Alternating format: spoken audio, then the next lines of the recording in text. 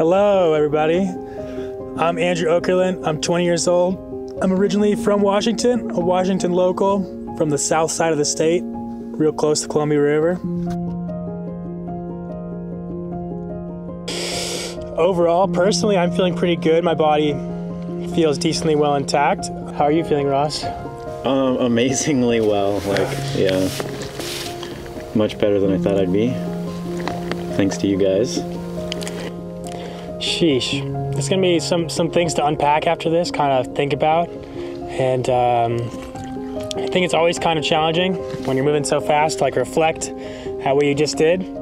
But I think it's something that would be good to work on and kind of like, not necessarily entirely process it, but just take some steps backwards and kind of re-examine your thinking or how things went. And yeah, so maybe that'll be the next step. How'd you get into climbing?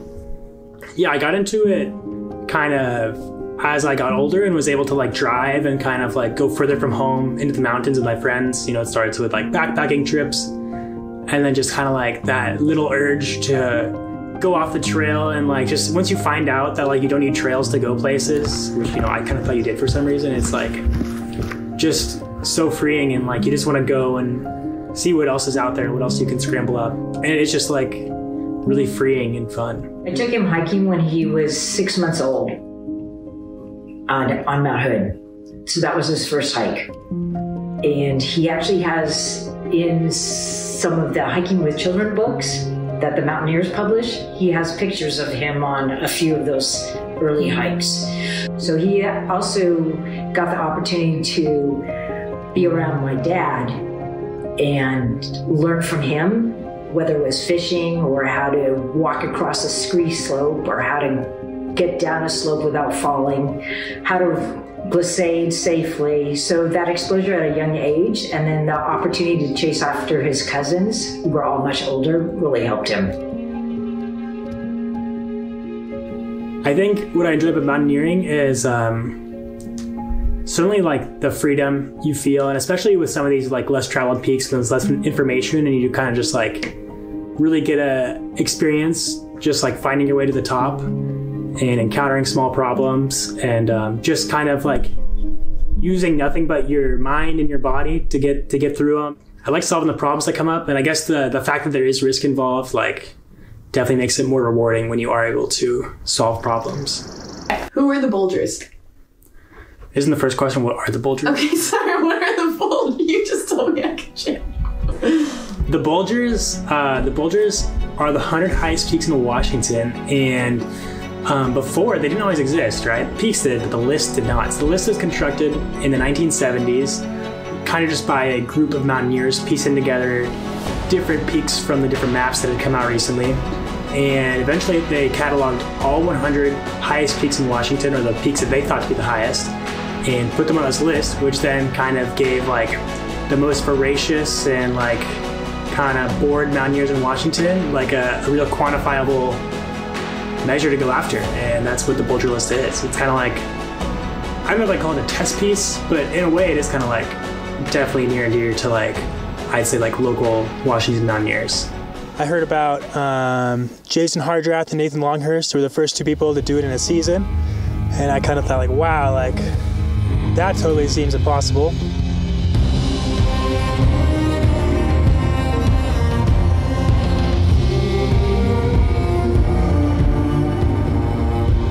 So I'm Jason Hardrath, and probably most known for climbing the Washington Bulgers in 50 days, 23 hours, and 43 minutes back in 2021.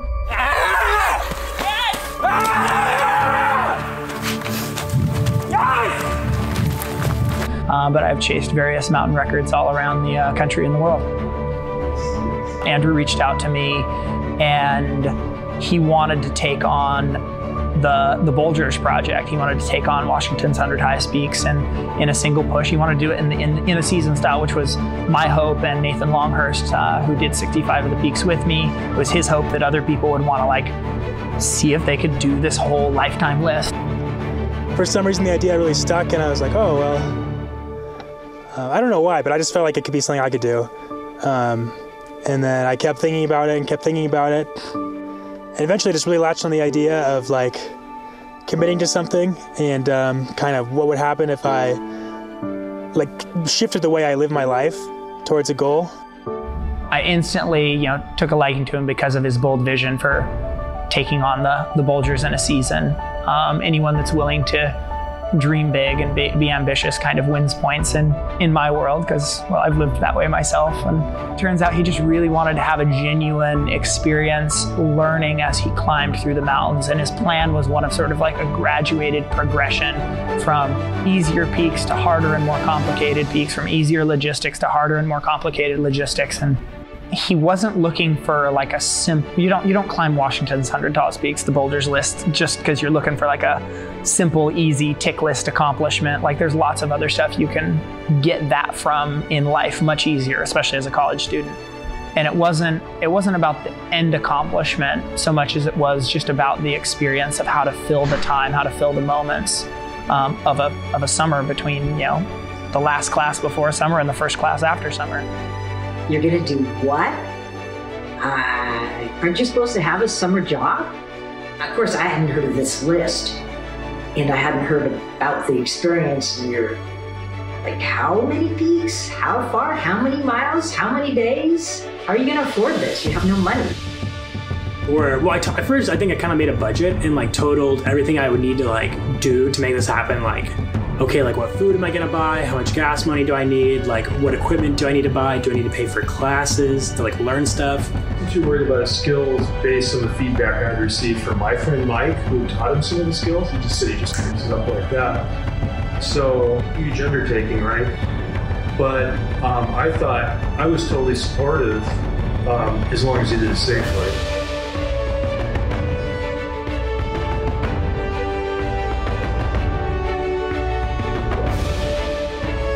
Kind of just putting it together piece by piece, like this peak, this day, with this person.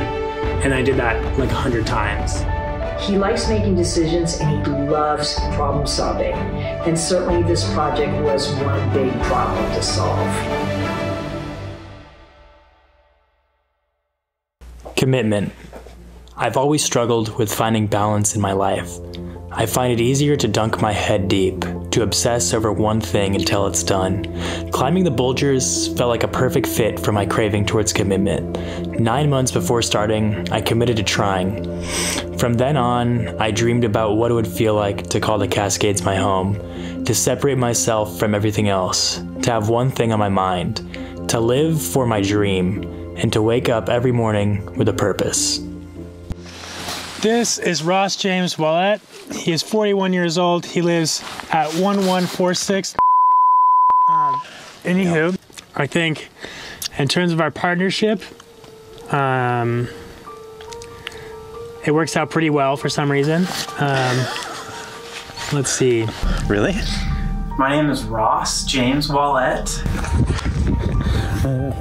Yeah, my dad and I, we did a lot of backpacking. We did sections of the PCT, and hiking through the PCT, you see a lot of mountains, a lot of peaks that you're hiking around, you're hiking near.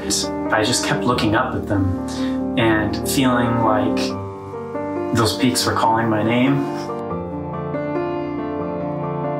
I started climbing, the ones I saw. I found some really, really cool, unique viewpoints, and then started compiling basically a list of great locations for photos. So I would get inquiries from people who wanted to do photos in the mountains, and we would do a hike and we would go to these places and take pictures. And that's when I realized I want to get these technical skills to climb in all sorts of mountain terrain.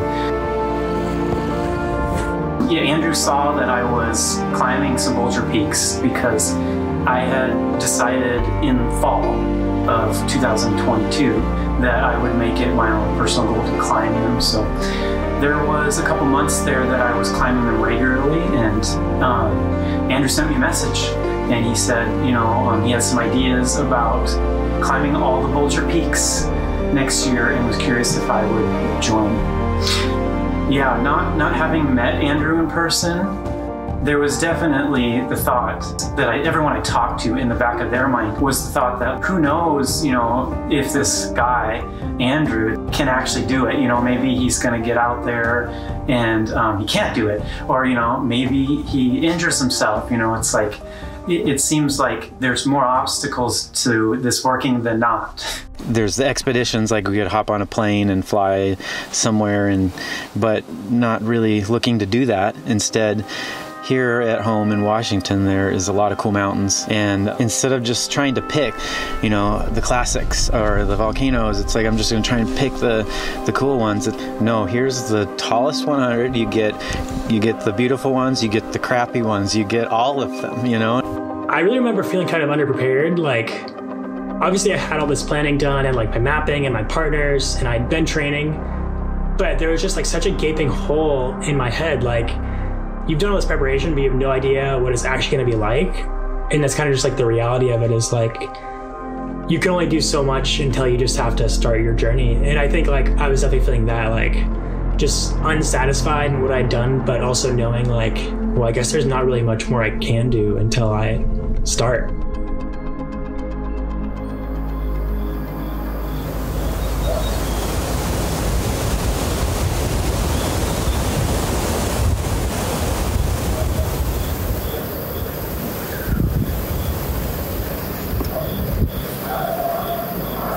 Okay, it's 4:06 p.m. We are starting the 100 Bulgars with Cathedral Peak today, and I already made sure I had everything 3 or 4 times. Had some, hopefully the last of my worrying dreams, and we're ready to hit the trail.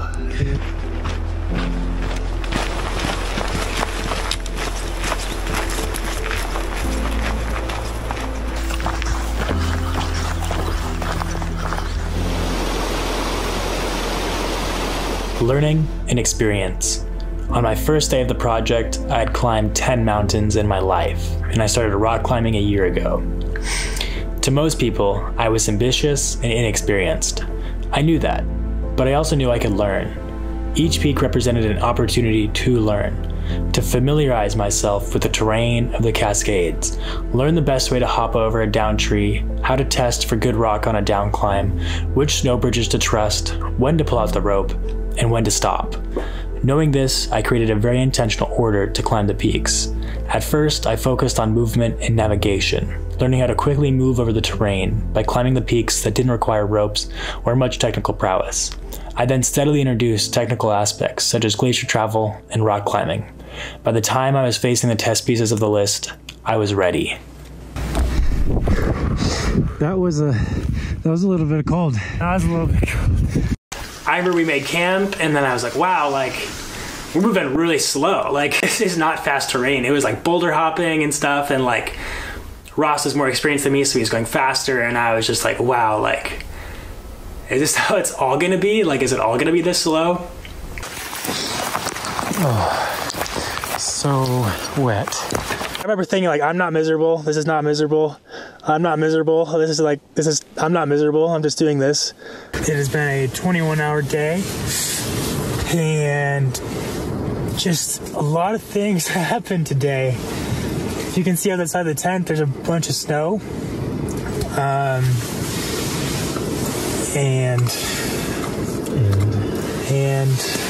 yeah, it was rough for everybody all around. We leave it with that, I guess. And definitely remember kind of thinking like, with that whole trip, like, whoa, this is like maybe more serious than I thought it would be. Or like, there was, especially like with the scrambling we were doing, it was like snowing and it was starting to get icy, and I was like, wow, this is like kind of full on. Like, maybe there's more risk to the activity than I'd initially just thought on the surface. I definitely remember thinking like this is the time to get serious. Yeah.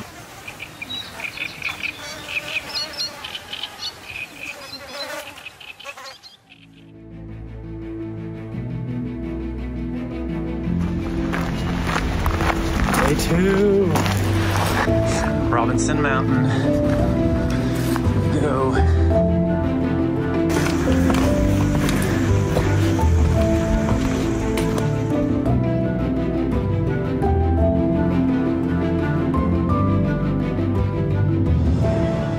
Shell Rock Group was the first big trip of the project. Over the course of 5 days, Ross and I climbed 9 boulders in the Pasay Wilderness. This section was characterized by its delicate basins, undisturbed meadows, its variety of terrain, and surprise thunderstorms. The Shell Rock Group was also when I began getting used to this new life, appreciating the silence of a sunrise, excitement towards the miles ahead, and an understanding between my body and the changing terrain. It is 8:20 a.m. on June 22nd, and it is the start to the Shell Rock Group from Monument Peak Trailhead, heading for Lost Peak.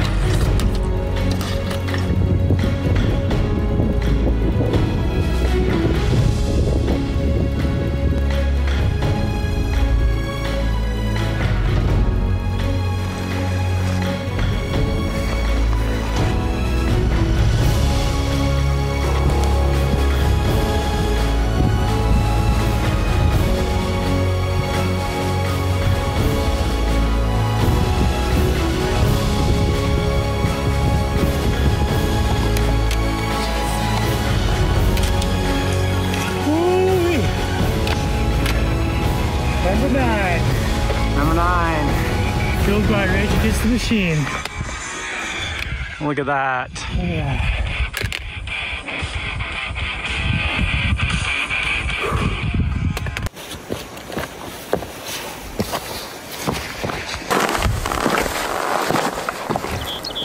It's been a good day. Feeling kind of tired today, but yeah, it's been a good day. We're at 8,731 feet.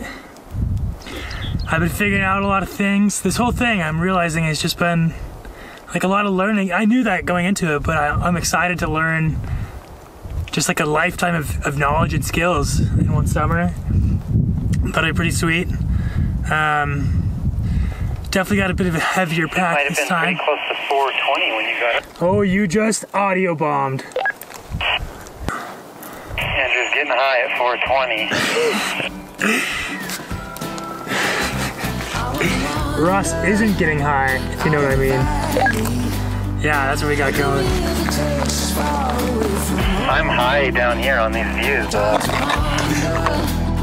Fields around me, where there's nothing but the breeze and the great unknown. Leave your worries and your suitcase. All you don't need, nothing but you. So don't throw your hopes, start on wishing. Let your heart's desire carry you. Come and sail with me to the open ocean, where you don't have to dream because there's you.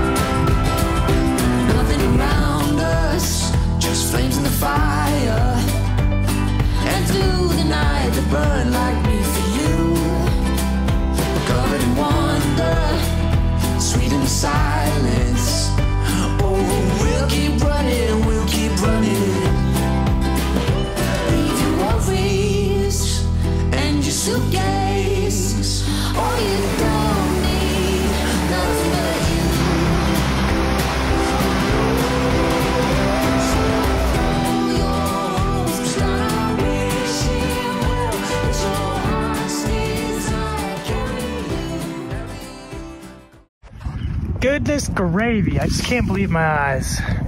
This meadow, these flowers, these mountains. I just look at these things. That's incredible. That's incredible. Yeah, it's a great day. It's July 28th. It's June 28th. It's a great day. Incredible. That's the word of the day. Incredible.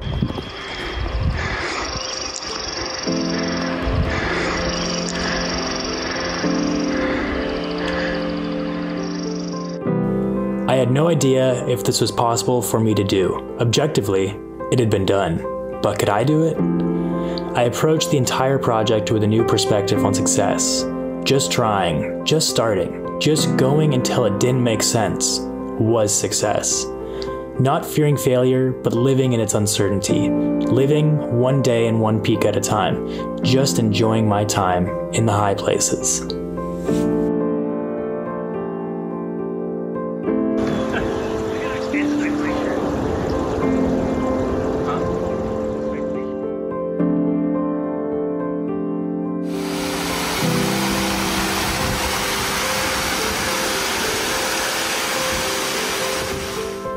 Over the course of 3 days, from July 2nd to July 4th, Ross, Kevin, and I linked the Ragged Ridge Traverse with the Banded Glacier of Mount Logan for a total of 5 Bolger peaks.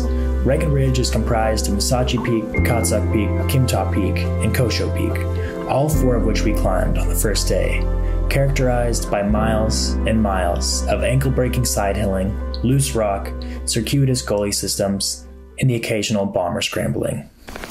This is Kevin. Hello. And we know this guy. 4.5 hours in. I'm Kevin. I grew up in Washington, closer to Portland, in a little town on the Washington side called Camas. I mostly got into this through ultra running and climbing, and that's how Andrew picked me out. Yeah. I didn't start doing mountaineering stuff. I looked at the list of the boulders, and I basically could pick off, the 5 volcanoes and a couple of peaks here and there. But other than that, it was a complete mystery to me. What number is it? Number 20! Number 20. Sache! It was exciting because it was a lot of potential adventures out there, and I really didn't know anything about it other than that. I'd actually never climbed any of them before I started and said yes to the project. Yeah.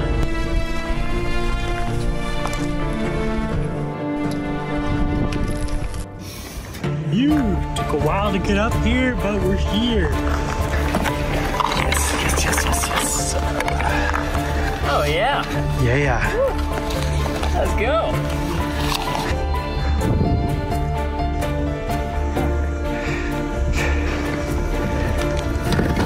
Oh.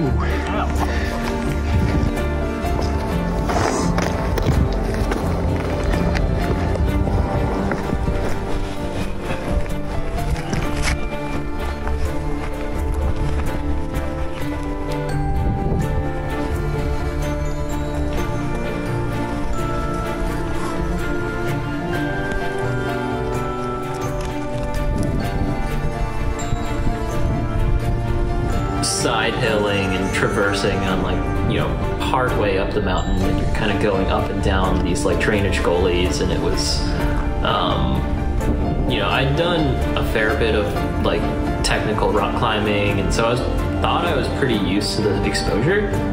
But the difference between the exposure when you're roped up on a rock climb versus exposure when you're just scrambling and you're not roped in, it's so chossy, it's steep, the rock is really just falling apart. You have to be engaged the entire time that you're just moving. That made me think about dying a lot, in a way that I'd never done, and it's really the amount of time that you spend in that engaged, heightened state. Had finished the traverse, and we're about to start ascending to the 3rd peak, and at that point I was just completely mentally spent. I wasn't physically tired, I was just mentally fatigued and just broken down, and so I actually tapped out of the 3rd and the 4th peak of that day, because I just knew that it would slow down Andrew and Ross, and Yeah, but you know, the adventure wasn't done there. I still had to traverse over to our descent gully, and that was a whole adventure in and of itself.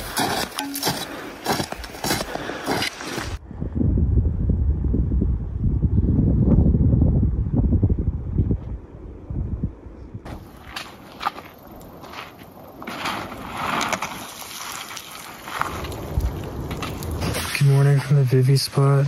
It's 5 a.m.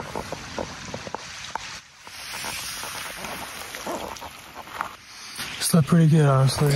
Mount Logan and Rega Bridge were peaks of a different caliber, with more serious terrain, complex logistics, and technical aspects, representing both growth and a transition into the more serious parts of the list.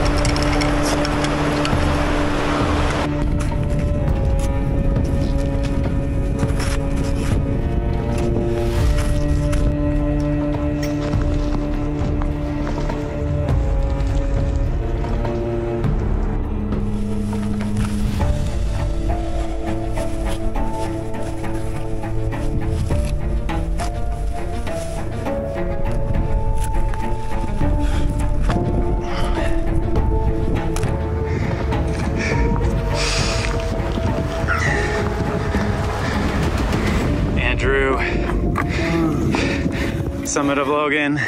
24 Give me some.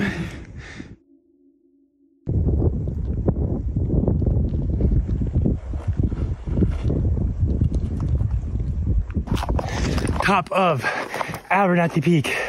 25 out of 100 Bulgers. There's crap all over my camera lens, but that's okay. You know, not too long ago, I was at 0. Now at 25. That's pretty crazy. Today's day 18. And it's a good day. You just gotta keep taking it one by one, and it doesn't really feel too big. I think my low point was, it was like several days of like, go to bed late, 10 or 12, and then like, or maybe, yeah, like that late, and then like wake up at like 3 or 4, or like 2 to 4. At some point I just became like super sleep deprived, and I was like making some tea in the back of my trailer, and I was like in front of my trailer, like sitting down, eating and reading something, and then all of a sudden someone comes like running over to my trailer, and they pick up my Jetboil, which is like combusted into a ball of flames, and they throw it on the ground. And I'm like in this like public restaurant parking lot, and then somebody else comes over with a fire extinguisher and shoots it, and I just like walk over, and I like have no idea what's happening, and then I just like sat on the ground where my stove was for like an hour and kind of cried, because I was like, wow, I almost just ruined my project and burnt out my trailer because I was so tired. So then I took a rest day. Kind of took it as a message from the universe that it was time to stop.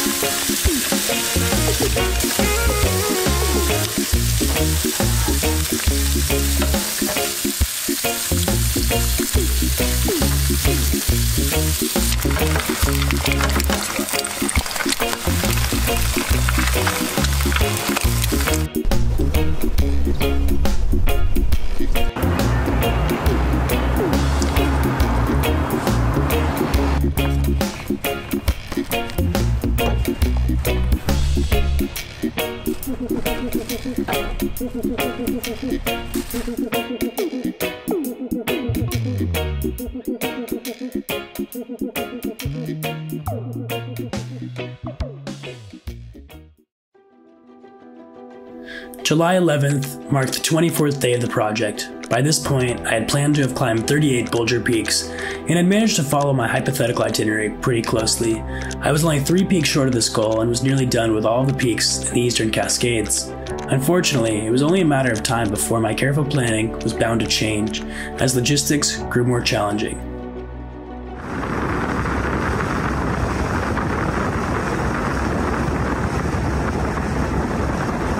On July 11th, it was time for me to enter the mystique of Stehekin, a small settlement at the headwaters of Lake Chelan, its valley known as the Way Through by the indigenous peoples.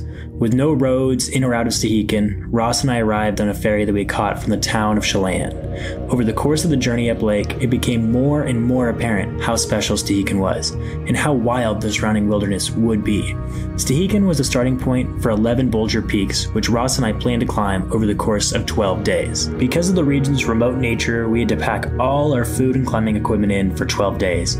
Ross also brought along a dinky little junior frame bike to help shuttle gear from the ferry landing to our growing number of gear caches all around.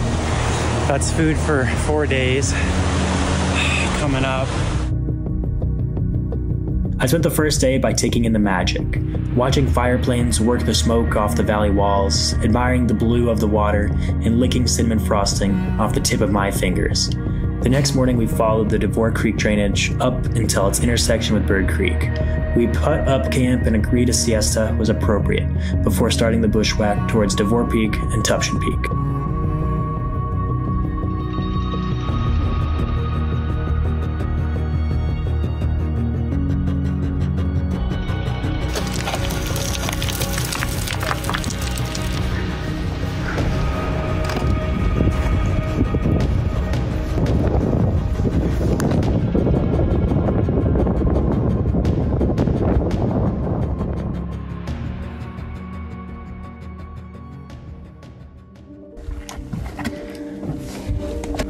I haven't found a greater feeling of freedom than being in the mountains. Life is simple here. Look at that peak and find a way to the top. Wake up and start walking. Oh, it's a wonderful morning to be a Bulger climbing and the bushwhacking. Ow. Stop when you want. You're tired and it's dark. Drop your bags and go to bed. Suddenly, when you're carrying everything you need with you, anywhere can feel like home.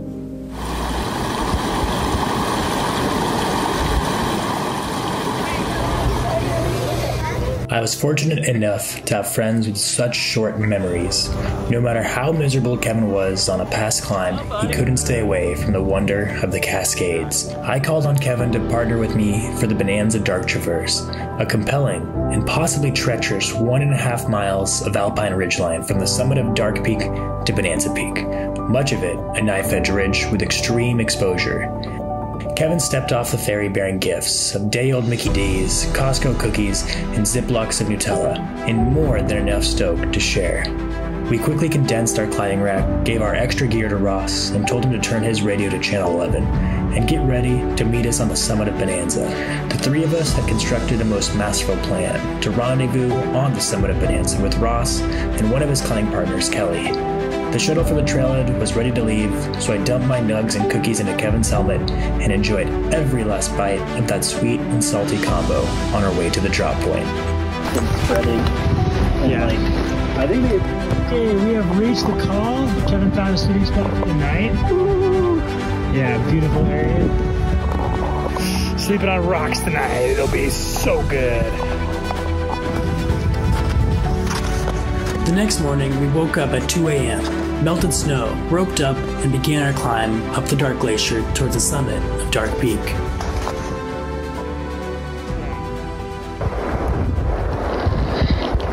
Woo!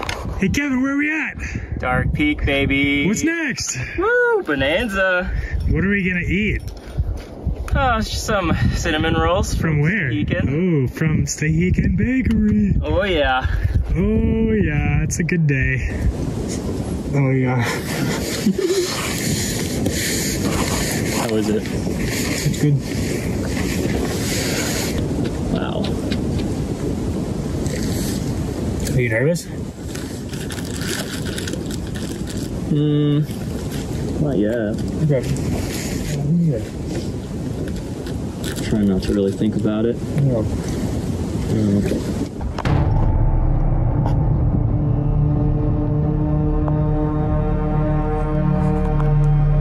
You know, we basically made it most of the way across the traverse, and there's one section, it's right before the actual summit block of Bonanza, where in one of the 2 or 3 trip reports it said, you know, do some thin down climbing off this ridge, or prepare to do something cavalier.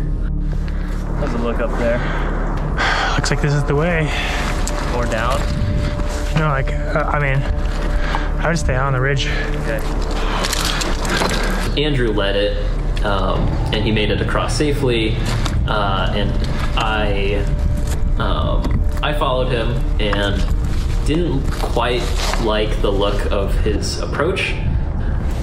So basically, I went down a different route, and I was going across this like snow moat with maybe 30 feet of rope between us, with no pieces in between, and I am in rock shoes. You know, this was at the end of a really long day, and I was not making the best decisions, and I took one step on the snow moat, and I just fell. The fall could have been really, really bad. But what ended up happening was the rope. I had flicked the rope into the gap between the snow moat and the rock, and so what had actually happened was the rope cut into the snow and actually held me there, as if there was a piece, you know, maybe like 5 or 10 feet in front of where I fell. So I only ended up falling like 10-15 feet. Very stressful, but I survived. It was okay.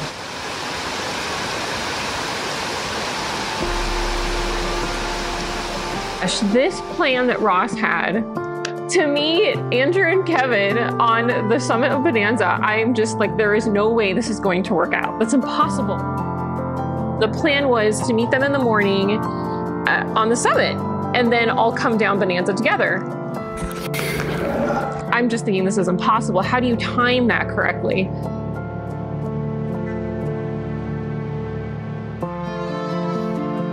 We get to the Bonanza summit, and lo and behold, we look over, and there comes Andrew and Kevin.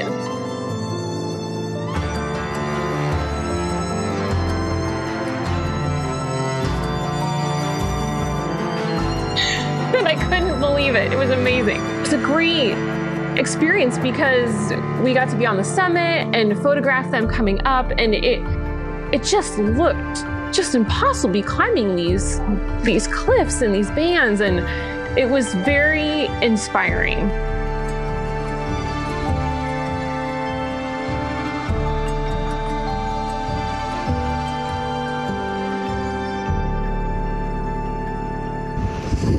What day is it today? 17th? Yeah. Are you doing vertical? Okie dokie, today is July 17th. Yesterday, we came down from the old Bonanza Peak. We're on the road to Bonanza Street. Excuse me, Bonanza Street. Today is day 6 of the Stehekin Holden Slam that we are creating and doing. Had a massive buffet breakfast, and now we're heading up Copper today. And tomorrow is a rest day. We're gonna enjoy this lavish mining hippie commune Lutheran village. It's amazing here, and we love it.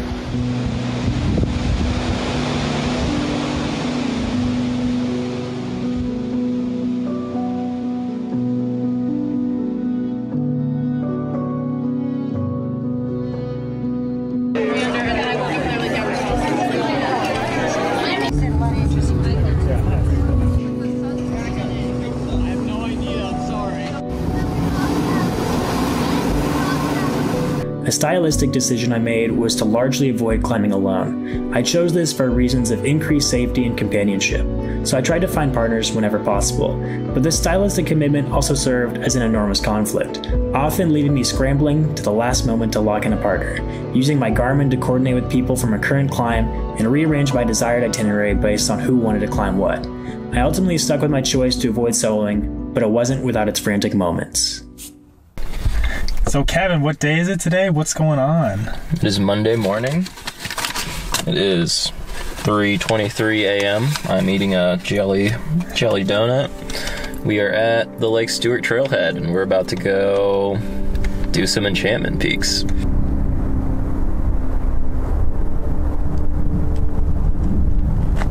There isn't much control in the mountains. The weather changes, and the terrain is only so predictable. Your reaction and ability to reassess is all you can control.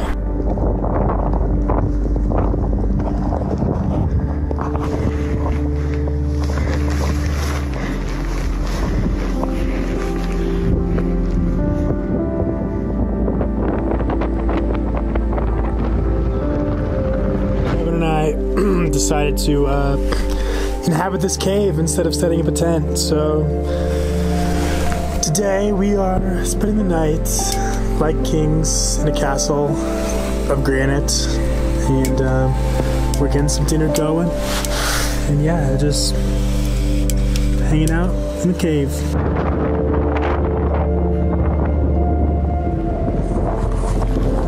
This is July 25th, the end of the enchantment. Today is July 25th. Top of Mount Stewart, 58 out of 100. Let's go, check this out. You see that rainbow behind me? You see that rainbow? That's crazy. So, found ourselves in a bit of a pickle here. Someone, not naming names, dropped half of our ropes, which is 30 meters.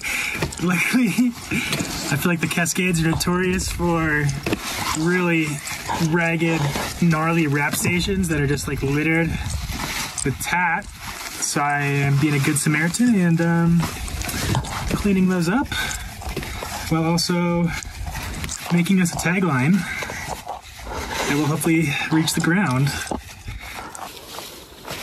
I'm amazed by our ability to adapt, to change all aspects of our life, and still find routine and normalcy in what we do. The Bulger list became my life, and it didn't take long to reach a state of flow, for early mornings, long days, and risk becoming normal occurrences of every day.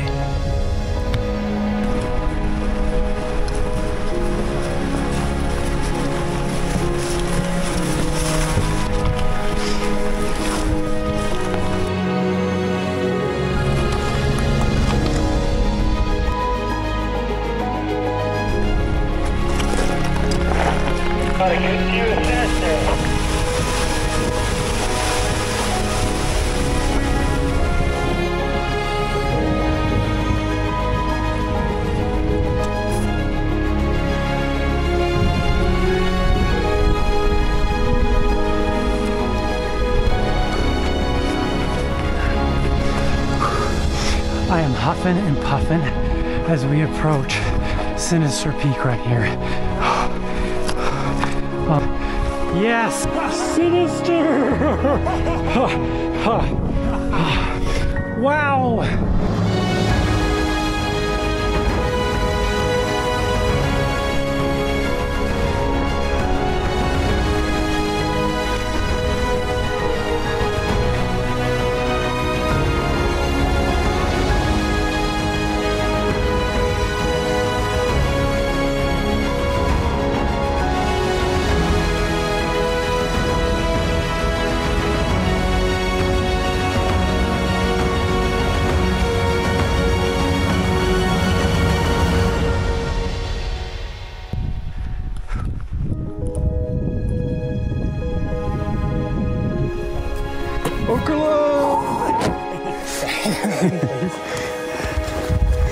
Okay, what number is it?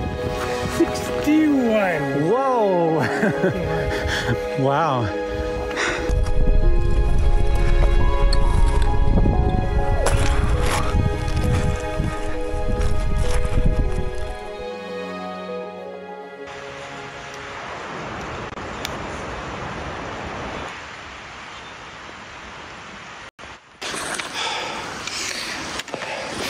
A little real moment. Got a little emotional. We were coming down like the slabs, the waterfalls, and I slipped and slid and knocked some rocks down. And it's like a flood of cheese block sized rocks coming down this granite water slide. Yeah. It's kind of And like I got on the radio as quick as I could. I'm like, rocks, rocks, rocks. But like you know, it's like this bowling alley. I mean, but yeah, they like went down right at Andrew, and he's like hopping around in like this one basketball sized rock, like looked like it just tagged you like right in the calf, and you were yelling. Oh, whew, yeah. Whew. Time was always the greatest threat to this project. There's a philosophy in climbing that speed is safety in the mountains, and that can be applied to the whole scope of the project. The dry condition of the glaciers and consistent heat made it obvious that if I was too slow, the project would probably get cut short by forest fire. I remember the first time I saw smoke from the sourdough fire on August 4th.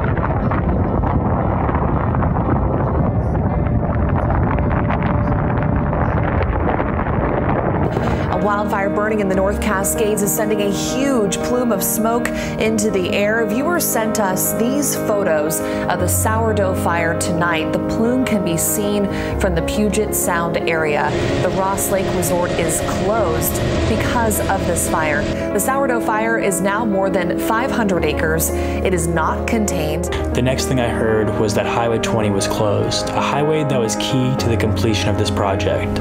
Two unclimbed peaks, Jack Mountain and Snowfield Peak, were now inaccessible. My heart sank at the thought that this might be the end.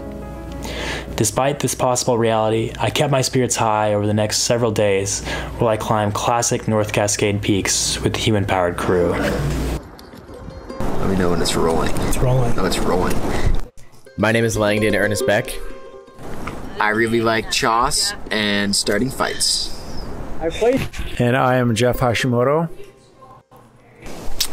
You know, I really like Asian food a lot. It's the Asian in me. And we are the human-powered 100 Peaks. Is that gonna work for your movie?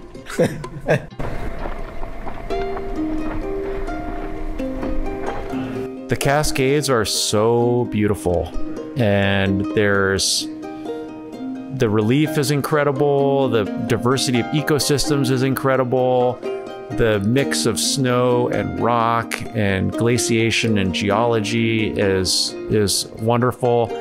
I grew up hiking in the Cascades and climbing in the Cascades, and so for me, I feel like my whole sense of mountain aesthetics was formed here. So I've been to, you know, the Himalayas and the Andes and the Alps, and I just think the Cascades are the most amazing place. I think the general explanation for what does it mean to climb the peaks human-powered is we ride our bikes on roads and dirt roads to trailheads, and then we hike and climb peaks, and then we go back to our bikes, and then we bike to the next trailhead and climb the next peaks, and we just keep doing that. Yeah, what was it like with Andrew? Horrible. He's just too darn fast. Got really nice hair. Yeah. This is a guy who's not just out doing hard things, but cares about the mountains and cares about the environment. Is just a warm and giving human being. Yeah. Redo it. Back up. Back up. Now it's slow. This is sleep. No, this is worth it. But I think one of the things, he really has a good learner's mindset and was like eager to learn, and I think learned a lot over the summer. Bam! Now, overhand. Am I making this crap up? Is this like... No. It's a great view. We're teamed up with Andrew Okerlund, Boulders in a Season. Boulders in a Season over here. Yeah. Number 62. Climb with this young beast, and got good views. Weather and views, and Right, today is day 3 or 4, probably day 4, linking up with the human-powered Bulgers. We're on the top of Forbidden Peak. This is, what number is this for you guys? 85. And 67 for me. And it's a great day. It's 7 in the morning. We are nocturnalizing our schedule to avoid incoming thunderstorms. Anyways, we're heading that ways after. So yeah. After the scale of the sourdough fire became a reality, I truly had to accept the uncertainty of finishing. By August 8th, I still had around 25 peaks to climb, and 4 were threatened by fire. Threatened by something I literally couldn't do anything about. In a way, I found comfort in that thought. I could try as hard as I could, do everything I could to finish, and still fail. So in a way, there was no reason to stress. No reason to worry about standing on top of that 100th peak. This realization brought me full circle to the reason why I was here in the first place. To try something I might fail at. To try something improbable, and to connect to the Cascades and all its life. How was your first Cascade Boulder approach? Was sick in the beginning. Then I cut off the tip of my toe, but don't worry, it's still attached, so we can like fix that.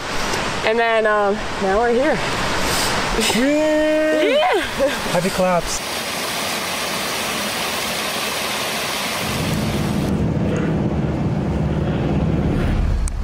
Stoked? Yeah, I'm stoked for this next. I was just reading about the approach. It sounds interesting. Yeah, the fixed line and the fixed line. But yeah, got food, got my coffee. Okay, sick. I think we'll just camp at the trailer.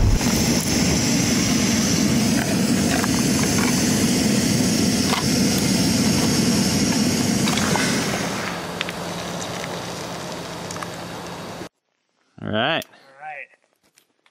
It is 6:54 a.m. on August 18th. The crew is rolling out for the Chilliwack. 5 days are planned. Hopefully we all have enough food to kind of have a good feast, a buffet style meal every night and every morning. That's really like the core of this trip is going to be actually the eating festivities, I think.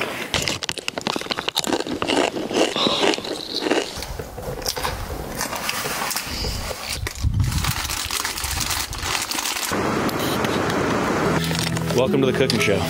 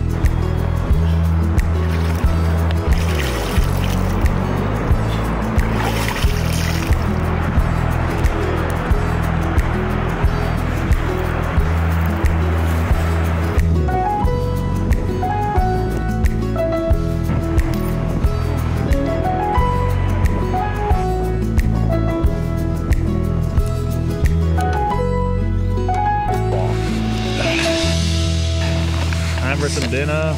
Yeah, our first day in the Chilliwack. It was it was a good day. It was just nice to like, right kind of as you crest out of the trees, you can like see the Red Glacier, and then you're like, whoa, you're like, your head perks up and you're kind of looking around like, oh, we're going there. Okay, like I'm stoked now. Like we just walked uphill and through all these bushes, but now I understand why we're doing it. And beyond that aspect of the day, and kind of moseyed our way on up here, had some good recovery naps, and really to kind of watch this mouse swim around for a pretty long time. But now it's dinner time. Everybody's got their meal of choice.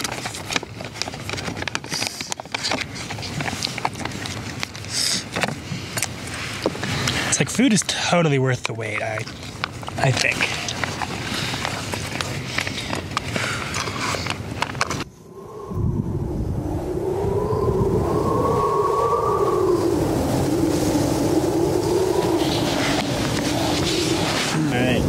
It is the morning of August 19th. It's about 5 a.m. I already ate my breakfast, about to caffeinate up with something. Anyways, it's a little darker than I remember it being at this time of day. I kind of guess the sunrise has changed a bit, but it's just starting to illuminate where we're going to be going shortly, so that's always good news. Put on some of that steak stick.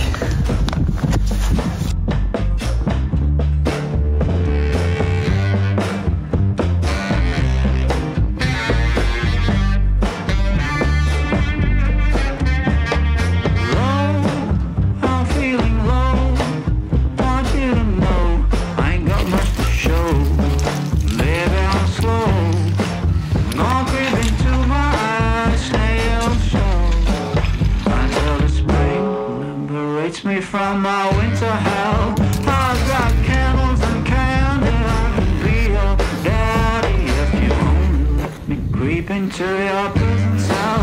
Hey baby, can you tell I'm not a criminal?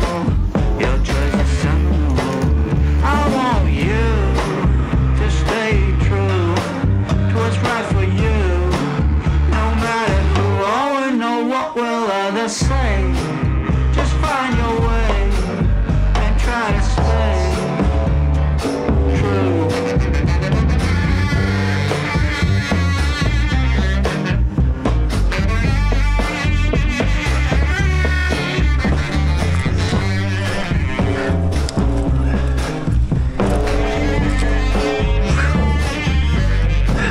Just speak low, stand in your row.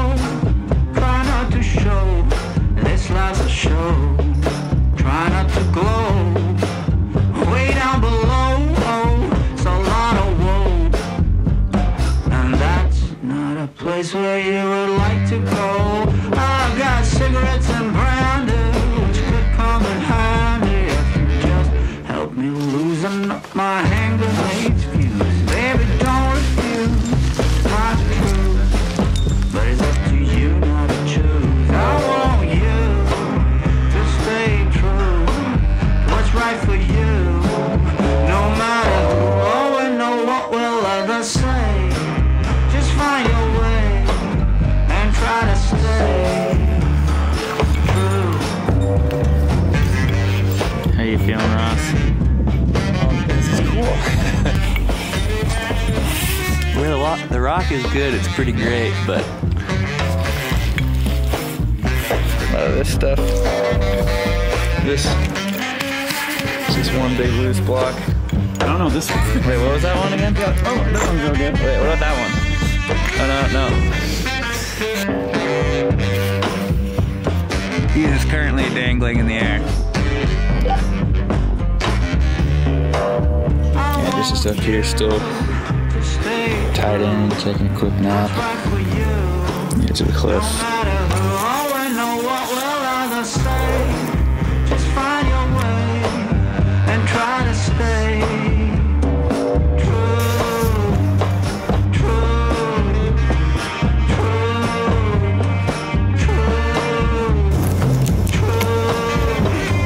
true,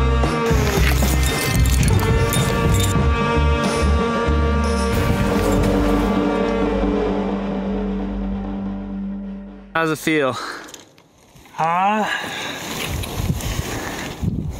Feels good, but it definitely feels like there's a lot to be done. I'm excited to get through this group, and then kind of just leaves like 3 kind of precariously standing peaks that see how those turn out.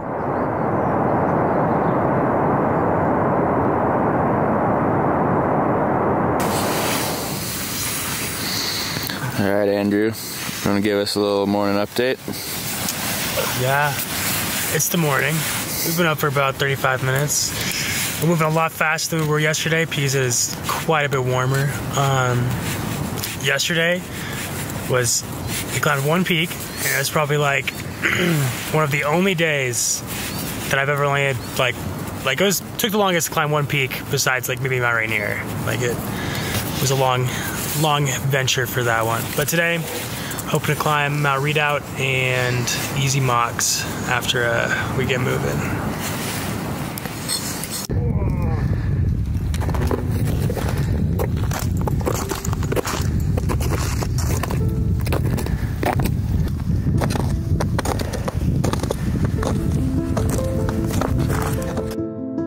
The Chilliwack's feel supremely wild, guarded by Devil's Club and Slide Alder, with lakes painted blue from a palette of glacier flower, ice in all directions above tree line, and complex scrambles on questionable rock. For these reasons, I loved my time here, an environment so untouched that every step overwhelmed me with a feeling that I was the first person there, despite the others before me. It was also here I realized how fortunate I was to have such willing and devoted partners, and now friends. People I could rely on and experience on comfort, uncertainty, and wonder with. Knowing in the dark, peering over an edge, I could glance to my left or right and acknowledge the gravity of a situation through a worried laugh to a friend. Their presence boosting confidence in a tricky situation. Let us know when to pose. All right, try now.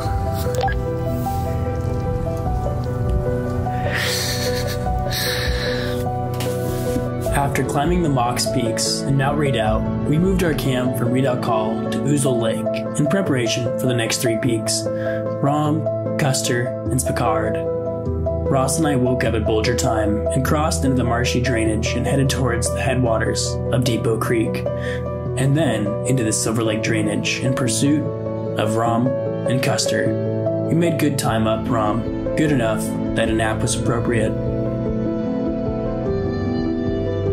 After waking, we retraced our steps towards the south ridge of Mount Custer. Mount Custer is known as the chossiest peak in the North Cascades, and for a good reason. The exposure of the south ridge was made especially exciting due to the severe lack of solid holds and the extreme distrust in all surfaces one must have while climbing this route.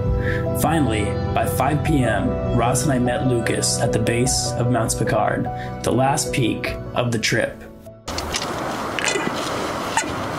Ooh, okay, it's 5 p.m. Ross and I climbed 2 peaks since this morning at 7. First on the list was Rom, and now we just did Custer. And on Custer, there were some eventful things happening. I wouldn't say there's a single solid rock on the whole thing.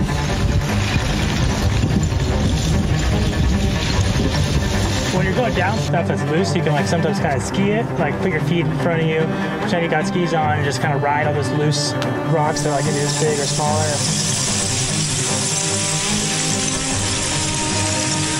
And sometimes like you'll shift rocks above you, and Ross shifted the whole mountain.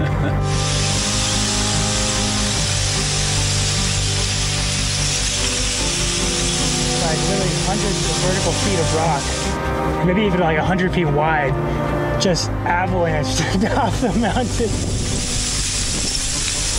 How did you do that? How did I do that? I can't imagine how much weight of rock you moved. It's pretty cool. Maybe 5 or 6 minutes. Maybe 5 or 6 minutes, okay. How you feeling, Ross? Feeling pretty good.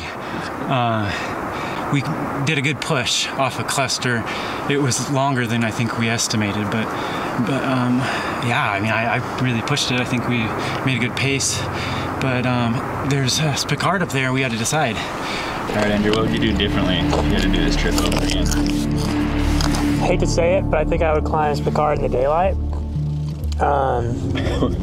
Not that I was like against climbing it in the evening or anything, but yeah, I think as cool as our epic was, it was slightly unproductive, and you know, you're thinking about it, you're like, oh, it's light right now, like we'll be up there quick, like coming down the dark, that won't be that bad. You're there and you're like, oh my God, it's dark, I can only see like 40 feet in front of me. Like that really doesn't give you a very big span of where to go. So I think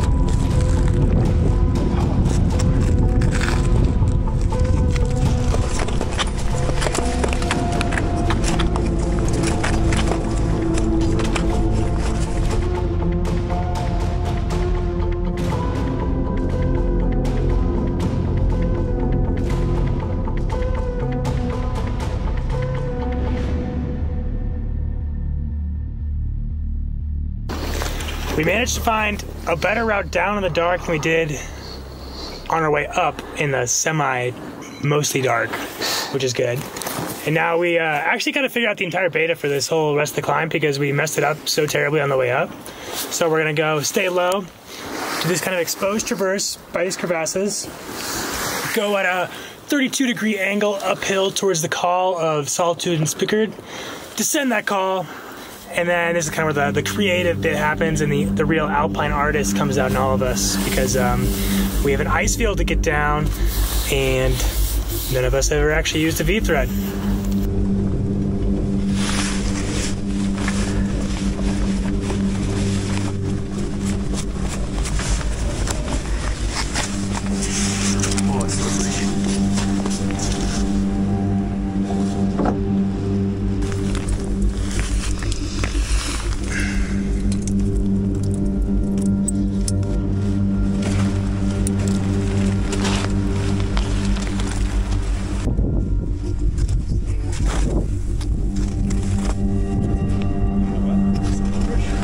See you guys. See you, Ross. Godspeed.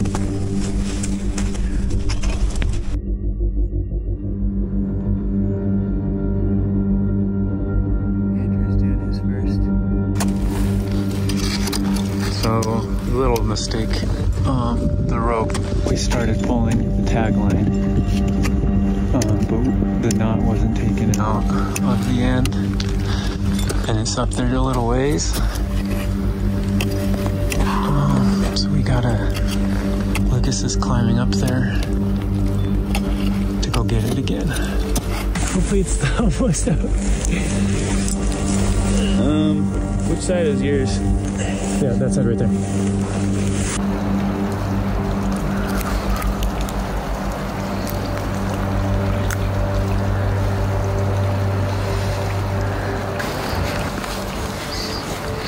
How was it? Ooh, you know, got the heart rate up a little bit, but nothing abnormal. What's going on with your rope there? Nothing is wrong with the rope, actually. There's not a core shot in the rope. Doesn't exist. I didn't feel it when I rappelled over it. It's just a perfectly normal rope. With like a billion slings on it. Yeah, we had to do some construction because our rope wasn't long enough to reach the bottom, right? So you tie a bunch of shit onto it and it makes it longer. It's like pretty cool. It's 9:30 in the morning. The plan was to wake up at 8:30, and I woke up at 8:30, and then all of a sudden it's 9:30. But that's okay because the smoke cleared, so that's all that matters now. Eat a little breakfast and then walk out of here.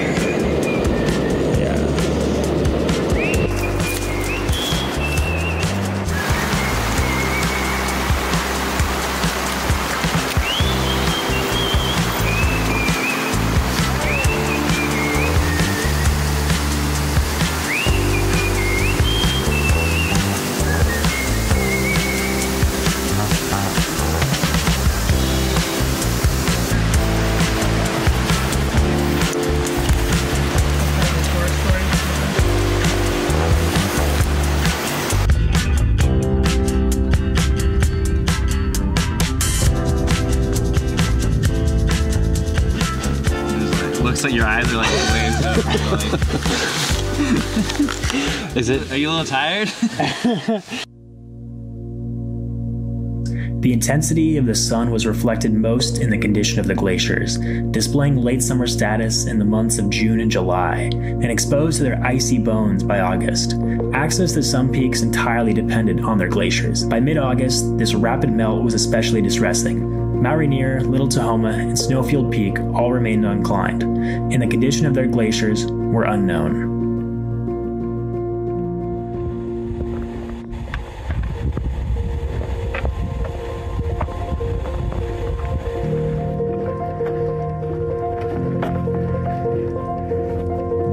It is easier to climb one mountain 100 times than it is to climb 100 mountains.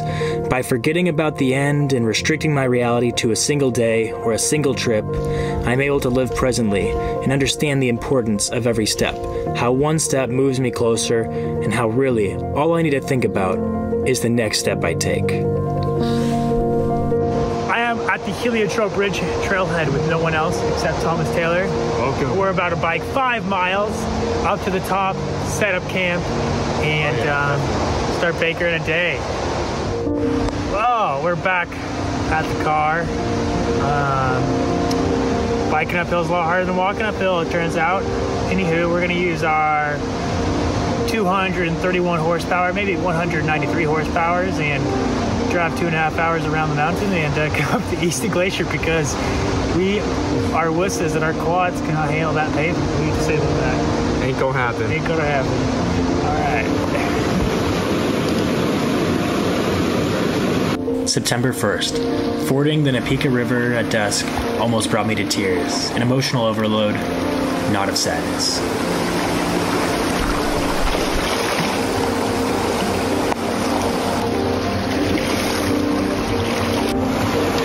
Kind of feels nice. 100, number 100. You get up there on the top. You summit the last one. Yeah. How do you think you're gonna feel? I think I'll probably feel like laying down. I think I'll lay down, spread at my arms, spread my legs, sink into the volcanic ash on top of Mount St. Helens, and probably stare into the sky for a little bit and kind of just let the earth pull me into it. And then from there, maybe I'll stand up, walk down, get in the car, drive home, eat dinner, and then I'll be like, what am I gonna do tomorrow? Oh, God. What's up?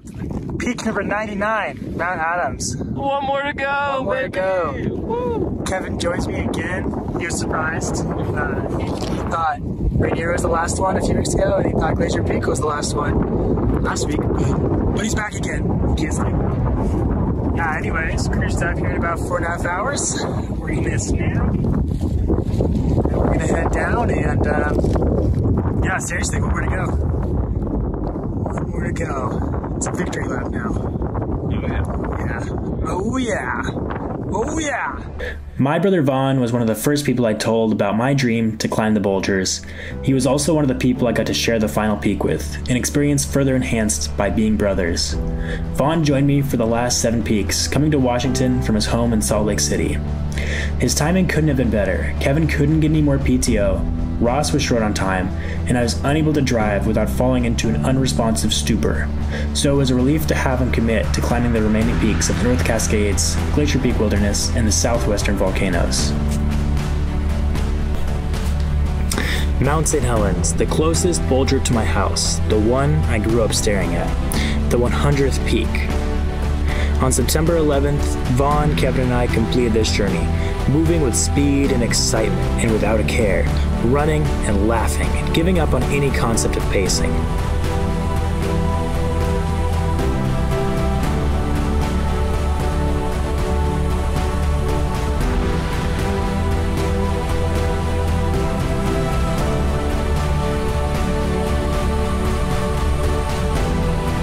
Before long, our shoes left footprints on the ashy crater rim, and we were standing on the summit.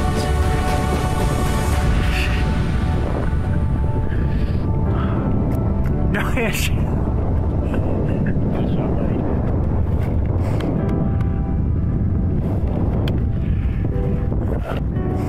Where are we? Trekking. Nothing.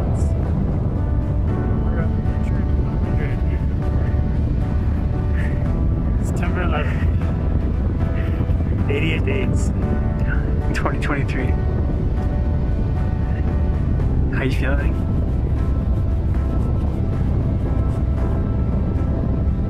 Just excited, I guess. Can't believe it. And it really didn't hit me. I completed the biggest goal of my life, the thing I had no idea if I could do, and now it was over. All I had to say was, I guess I can't believe it. Now, thinking back to this day, the memory is not of standing on the summit, but it is the energy shared between Kevin, Vaughn, and I, and the support of my parents who hiked up the trail to meet us. That's what made this day particularly special.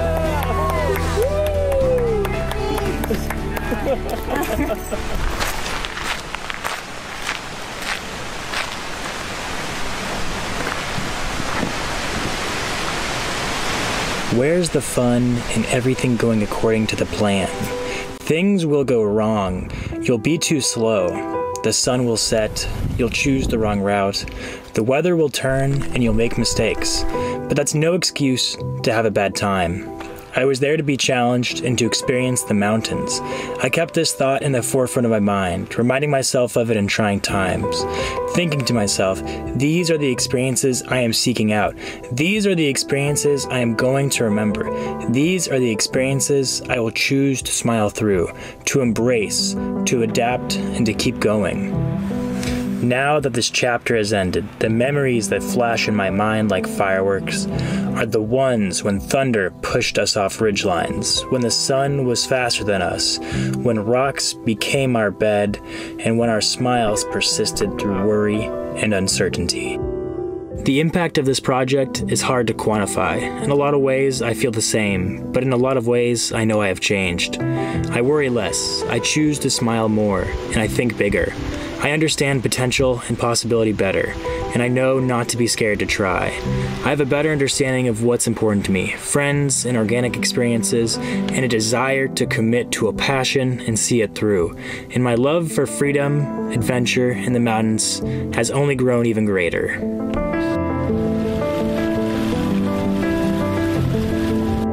I am proud of myself for trying, for embracing the possibility of failure, and for redefining success as putting in my maximum effort and having fun.